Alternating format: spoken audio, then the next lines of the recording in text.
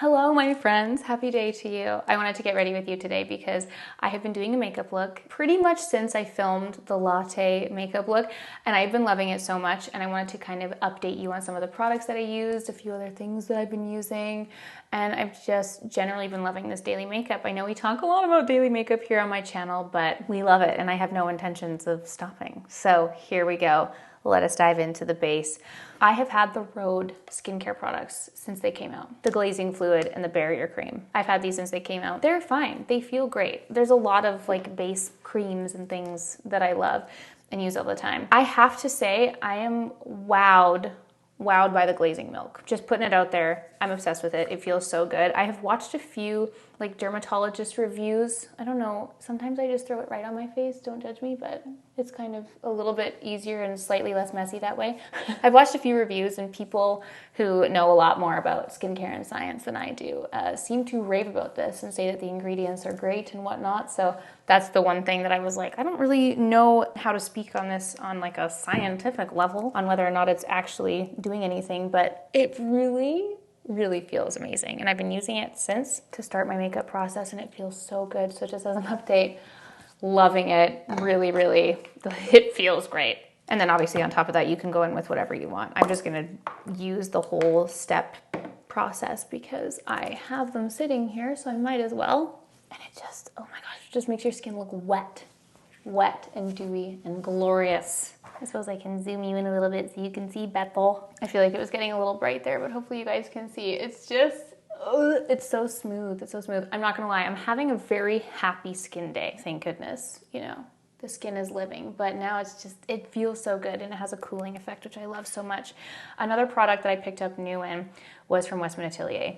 First of all, can we talk about this packaging? It's gross with my fingers now, sorry. This is the liquid super loaded. It literally says liquid super loaded. I don't know if that's a mistake or a typo, but they have their super loaded highlighter and this is the liquid version of it. And I've got to say, a lot of the Westman Atelier base products I haven't gotten along with. It's obviously a very pricey product, but so many people rave about it. And obviously Gucci Westman herself is just such a makeup goddess. I'm always down to try them, you know, and see how I like it. I got the shade Peau de Pêche, by the way. There's a few other shades. And it's just a really liquidy, serumy, beautiful, glowing base product.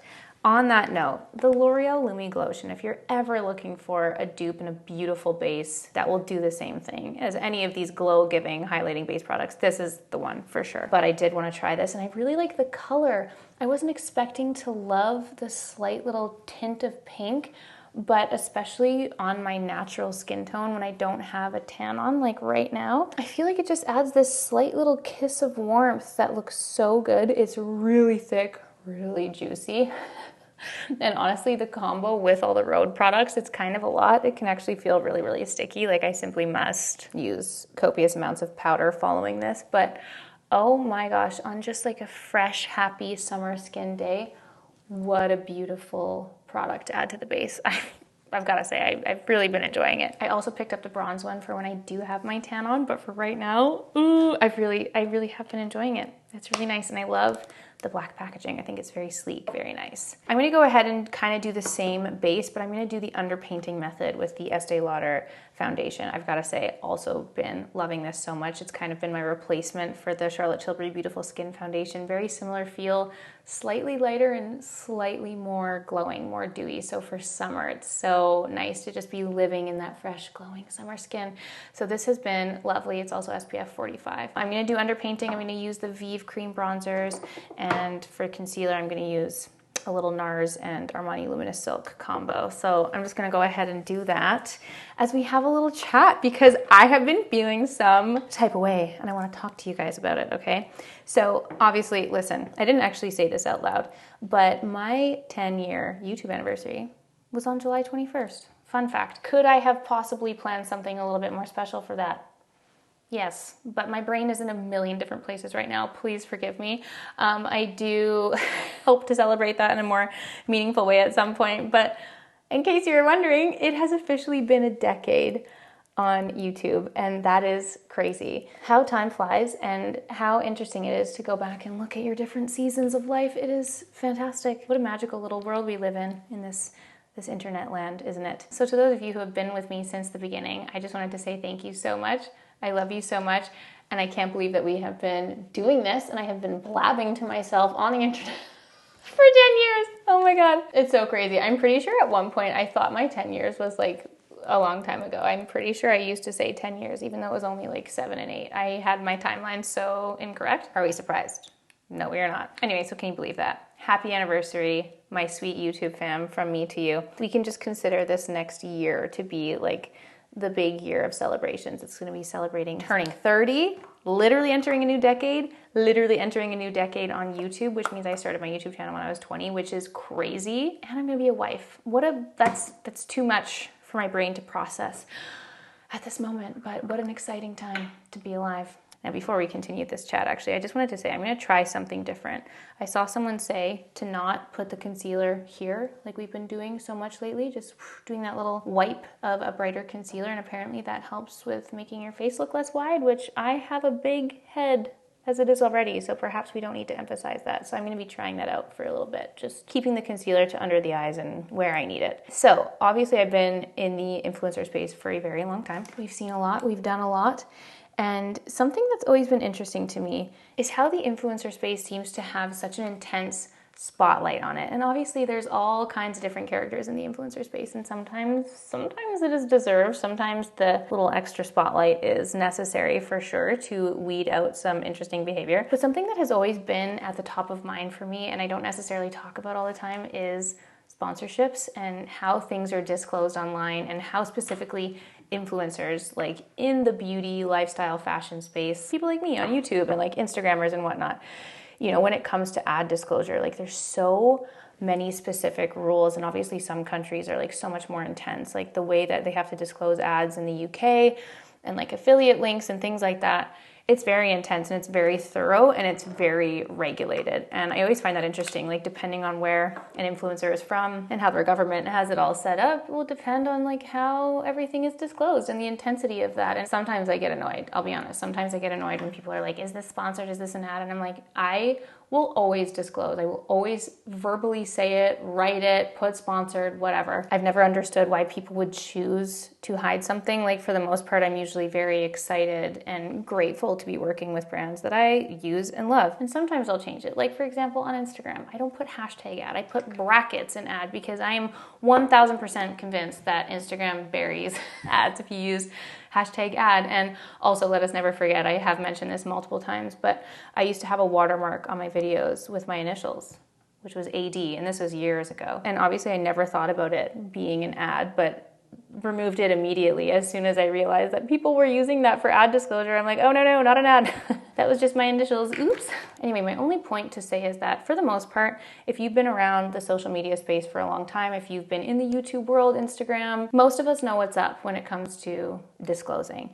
And what I have found so interesting is that other people don't seem to need to follow suit. This is something I think about all the time. This is nothing new. This is something that has existed for many, many years. But sometimes it's just a little bit more apparent and deliberate, and I notice it more, and that happened recently. And I just wanted to talk to you guys about it because I find it so interesting how, like in the same spaces, in YouTube and Instagram specifically, other people don't seem to need to follow those same guidelines. There isn't as much of a magnifying glass. They aren't as scrutinized and regulated as like the influencer spaces. And obviously, like this isn't something that I talk about at length all the time, but like how contracts are created with the brands and how we work with brands. But usually there are very specific guidelines that both the creator and the brand have to follow when posting sponsorships. And that just does not seem to be the same case for celebrities and also like other media outlets and TV. And I just find that so interesting. And I don't actually know the specifics of it. This is totally me viewing this as a viewer and talking to you guys about it. I don't necessarily have all of the facts, okay? But there will be so many times where I am scrolling on Instagram watching a YouTube video, I'm seeing something and I'm like, oh my gosh, this is so blatantly, clearly an ad. This is such blatant product placement. How do they get away with not disclosing this? And how is this happening? What are the terms of this contract? I'm always so curious to know about it. I'm so curious if you guys notice it too. One of the videos that it shows up the most frequently are any of the like what's in my bag videos, like the celebrity magazine what's in my bag videos. And so many times, like I think it was Gigi Hadid, and it's like, oh, I have this tiny little bag and I carry my serum and I touch up with my Maybelline mascara. I'm like, no, you don't. You do not apply that serum throughout the day on top of a full face of makeup. That is absolutely no, like this is so clearly either an ambassadorship that they have, like they might have a long-term contract with the brand, or this is a specific ad and we don't know because they don't disclose it. Whereas in the influencer space for us on Instagram and YouTube, we'd have to disclose that so heavily and thoroughly. And I just don't understand how they get away with that, nor why that happens, nor why no one picks on it, because that's a whole other like layer to this where people question me all the time, you know, like I've already said, people are always like, oh my gosh, is this an ad? You need to disclose, blah, blah, blah. And I'm like, if it's not an ad, I'm not disclosing. And if it is an ad, I will tell you if it is. But it just gives us a bad rep almost because we're the ones disclosing, and because we're saying it's an ad, therefore people get upset that it's an ad. Like, oh, this is an ad. I don't want to hear it. I want your actual opinion, blah, blah. Whereas the people who aren't disclosing are like, oh my gosh, I love this product so much. This is amazing. Like, I must go out and use it. I'm like, why don't they have to disclose as well? It's so interesting to me and it irks me. It drives me crazy. Quick little pause, a little product update. Okay, I just applied my Givenchy loose powder, which I love so much. And I don't remember if I've said this already, but I had been trying the Givenchy pressed powder, the same powder version. It's nowhere near as fabulous as the loose version. This is like positively unparalleled. This has changed my makeup game forever. I'm obsessed with it under the eyes. This is really nice to bring along with me once I've done my makeup, to carry around for touch-ups throughout the day. It's nice, but it just doesn't hit the same underneath the eyes. I've tried it all the ways. It's a lot more matte and cakey under the eyes, whereas this one's so much more soft and blurring. So definitely the loose powder is the way to go. So I just set underneath my eyes, and I'm saying this out loud too because I realized I did all of that before I even put the foundation on. This is what happens when I talk and do my makeup at the same time. I totally lose my way. I literally just did all of that with the concealer and everything, and I was like, oh, okay, yeah, we've got some very natural skin going on, blah, blah. No freaking wonder why I didn't even put the foundation on, so that is hilarious. We're just gonna go with it. It's too late now. The powder hath been set, but yeah, I was just getting too into it, I guess, so we'll do this another day. Anyway, also, I did pick up a new blush. And this is the new Makeup by Mario. I got this in the shade Pinch Me Pink. The Soft Pop Plumping Blush Veil Cream Blush. And I've used it a few times. I honestly don't know how I feel about it. I'm not crazy about it. I think the color is nice. And I was excited because obviously it's the same as the Transforming Skin Enhancer. Oh, so close. Soft Sculpt Transforming Skin Enhancer. Kind of same vibes, same family as this. And very similar formula. It's very, very light, very soft and barely there. So if you really do just love the briefest little kiss of pink, it's a beautiful color. Personally, I would prefer it to be a little bit more pigmented and a little bit less glossy because it's actually like, it just kind of adds a lot of wetness to the face without adding a lot of pigment, and I do like my blush. So this is a very beautiful option for a very, very natural blush day, and it's gorgeous. Like, I love the color, I love the tone. But yeah, it's almost like so wet that it looks like it's removing product off my face. Does that make sense? Instead of adding more color, it's kind of just adding wetness, which can be really nice, like as a highlighter or like a blush topper, but I feel like I could use a little bit more actual pigmented blush. But I've still been using it and I still enjoy it, but probably wouldn't be one that I would reach for every day. But I just wanted to show you that that's the one that I've been kind of playing with and testing out. I'm just gonna set my brows and let's go back to this chat. So recently, like very recently, I watched the Vogue video with Sophia Richie, and it was the 24 hours in a day with Sophia Richie. And it's just very interesting for me because obviously like Sophia Richie and Patty Dubroff have given so much love to my Picante blush. Like, she uses Picante in videos and that's so exciting. She also works with nude sticks, so it's, you know, very much common knowledge that that is an ongoing partnership, right? And obviously for me, like, Sophia Richie has no idea who I am, but she uses Picante, and grateful and thankful that Picante is getting so much love. But because of that, obviously I'm like looking for it, you know. I'm always like, oh my god, is she gonna use picante again? So I was watching the Vogue video, and it got to the part where she's doing her makeup and showing the makeup, and they showed a little clip of her skincare table as well as her makeup, and you can see like the Nude Sticks Bondi Bay is turned around so that the brand isn't showing. Picante is being covered by a Glossier mascara. And there's just a few specific products that are showing. And I'm like, this is a product placement. No, like that only ever happens if you have some kind of product feature and you're not allowed to show other specific brands. Or maybe she did like an Hourglass or the Glossier ad and she can only show those products for a certain amount of time, whatever. So regardless, we as the viewer don't know if that is an ongoing partnership she has, an ongoing ambassadorship, or if it's a sponsored feature for Vogue, because they don't have to disclose. They don't have to show anything, but it's so clearly intentional that they've done this and only shown certain products. And then even later in the video where she goes and does shopping at this Doen, and it's this clear ad from this clothing brand to have her go and do this shopping day there and try on a certain number of pieces. And again, there's no disclosure anywhere. And if there is, I swear to God, if someone's like, oh, they say it at the end of this credit, whatever, I saw nothing. So please correct me if I'm wrong. But as far as I've seen as the viewer, and again, in comparison to my experience of being a content creator online, I would have to make that ad disclosure visible to you as it's happening or verbally say it out loud.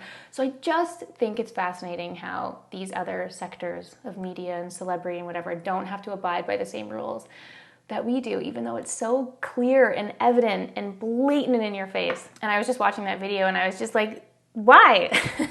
This is so fascinating to me. I would love to know the behind the scenes of that. Another very clear example of that is the Kardashians.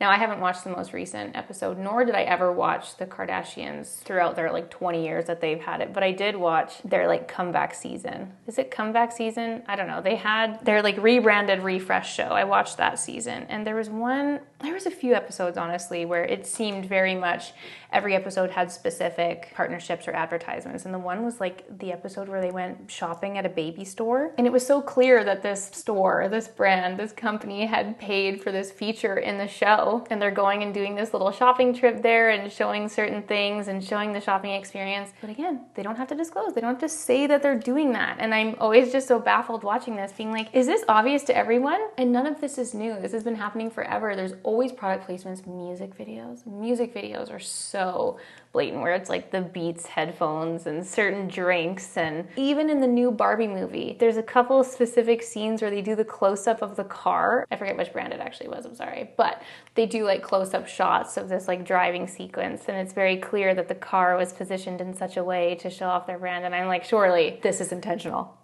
But again, you don't have to disclose. Anyway, I'm so curious to know your guys' thoughts. If you have noticed these things as well, what are your thoughts on it? And if there is some beautiful well of knowledge that I am missing or some disclosure that I am not seeing, let me know. But those are just the thoughts that I have been feeling. And again, it's something that I'm happy always to talk more about in the world of content creation and being an influencer and whatnot. But those are just a few of the things that I have noticed recently, and I just wanted to talk to you about it because I just needed to know if you guys see it too. Now quickly back to the makeup, because I'm kind of just jumping ahead. I used the NYX Nude Beige Lip Pencil, and then I have been using this Sephora Soft Matte and Easy number 6, What's the Matter? And it's a little stain, and this is something that I've been doing recently. I put it on and I blended it with a brush.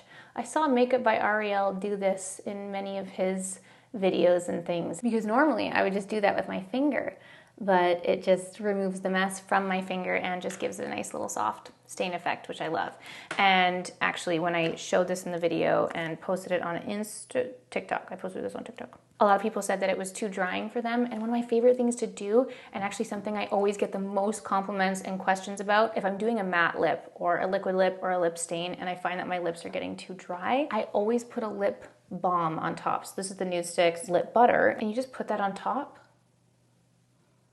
like so. And this one in particular is like such a glossy formula. It makes it look like you just have this magical, crazy, pigmented, juicy lip stain on. But because you have that layer of the matte lip stain, it's going to be way more long lasting than if you were to just apply a juicy lip itself, like the Hourglass ones that are kind of popping off and all the rage right now, or just any other like pigmented lipstick or juicy creamy lipstick or something like that. You're getting the stain, you're applying it on, it's going to last, and then you're also getting the hydration on top of that, so it just takes away all of the matte cakiness. And it's one of my favorite ways to do like a brighter lip and make sure that it stays longer. And I'm not turning matte. So actually in my last vlog, when I had this on and I was like, oh, my lips are really dry, it's because I didn't do this. But then right before I left to go down to the event, which I didn't like vlog myself, I had put this on and did the same thing. And everyone was like, oh my God, what lip are you wearing? I'm like, it's this little combo. It's so nice. And again, I love this color. This pink is so nice and fresh.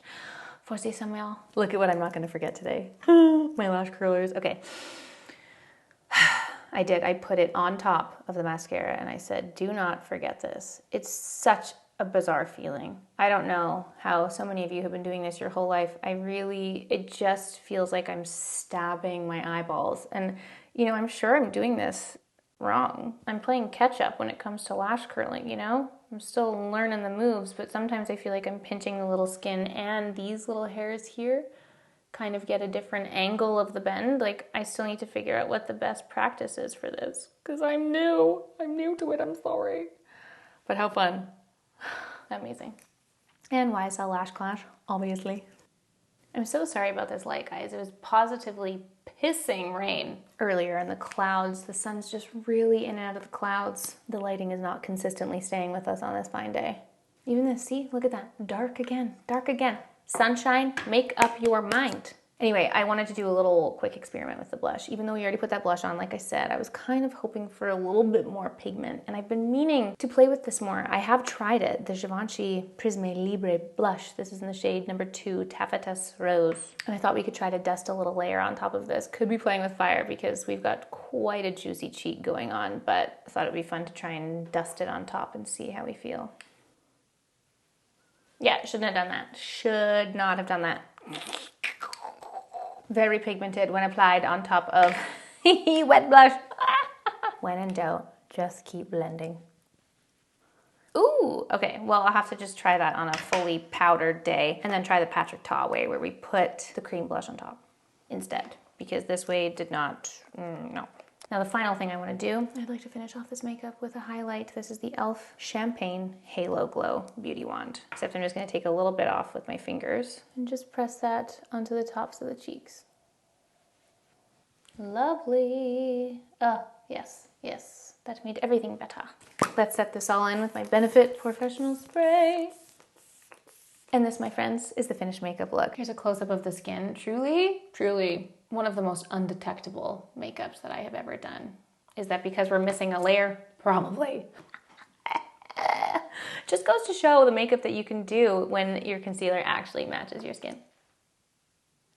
I have been loving it. Obviously, it's a slightly different variation than I've been doing every day, but I've been testing out a few of these products, loving the combination of the base products. I think it's so natural, so glowing. A perfect makeup look for summertime, but also all year round, whatever you are feeling. So let me know your thoughts in the comments down below. Please let me know any products that you have been loving, anything you want me to test out, any old faves you want me to pull out, and let me know your thoughts on our little chat here today. I'm very curious to hear what your guys' thoughts are and your standpoints on it. Let's have a lovely little chat, shall we? My good people, I hope you're having a beautiful day. Thank you so much for being here and for watching, and I will see you all very, very soon for a new video. Bye!